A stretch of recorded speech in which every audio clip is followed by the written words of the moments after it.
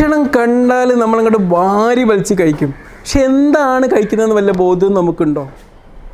നിങ്ങളിപ്പോൾ ഒരു ജ്യൂസ് കഴിക്കുകയാണെങ്കിൽ നിങ്ങൾ പറയും, ഞാനിതാ ഒരു ആപ്പിൾ ജ്യൂസ് കഴിക്കുകയാണ് പാക്കഡ് ആയിട്ടുള്ളത്.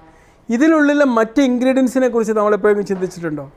നമ്മൾ പലപ്പോഴും നമ്മളിപ്പോൾ ഒരു ഡ്രസ്സൊക്കെ എടുക്കാൻ നമ്മൾ സൂക്ഷ്മമായി നോക്കുന്നത് പോലെ നമ്മൾ നിത്യം കഴിക്കുന്ന ഓരോ ഭക്ഷണത്തിലും എന്തൊക്കെ ഇൻഗ്രീഡിയൻസ് ഉണ്ട് എന്നുള്ളത് നമ്മളെപ്പോഴും ഒന്ന് റിസർച്ച് ചെയ്യുക. ഇന്നിപ്പോൾ നിങ്ങൾ ഒരു വലിയ ന്യൂട്രീഷനിസ്റ്റിൻ്റെ അടുത്ത് പോകേണ്ട കാര്യമൊന്നുമില്ല. നിങ്ങൾക്ക് ഗൂഗിൾ നോക്കി കഴിഞ്ഞാൽ തന്നെ നിങ്ങൾക്കത് മനസ്സിലാക്കാൻ പറ്റും. അതിനെക്കുറിച്ചൊരു സ്റ്റഡി ചെയ്യണം. നമുക്ക് ആവശ്യമുള്ള ഭക്ഷണങ്ങൾ എത്രയാണ് എത്തുന്നത് എന്നുള്ളതിനെക്കുറിച്ച് നമുക്ക് ഒരു ഉത്തമ ബോധ്യം ഉണ്ടാവണം. ഈ ബോധ്യം ഉണ്ടാകുമ്പോൾ തന്നെ നമുക്ക് അമിതമായി ഭക്ഷണം കഴിക്കുന്നത് ഒഴിവാക്കാനും നമ്മൾ കഴിക്കുന്ന ഭക്ഷണം നമ്മൾ ആരോഗ്യത്തിന് ഉചിതമാണോ എന്ന് തിരിച്ചറിയാനും നമുക്ക് സാധ്യമാവും.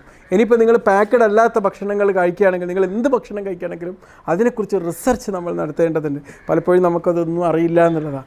അപ്പം നമുക്കിപ്പോൾ ഒരു കുഴിമന്തി നമ്മൾ കഴിക്കുകയാണെങ്കിൽ നമുക്ക്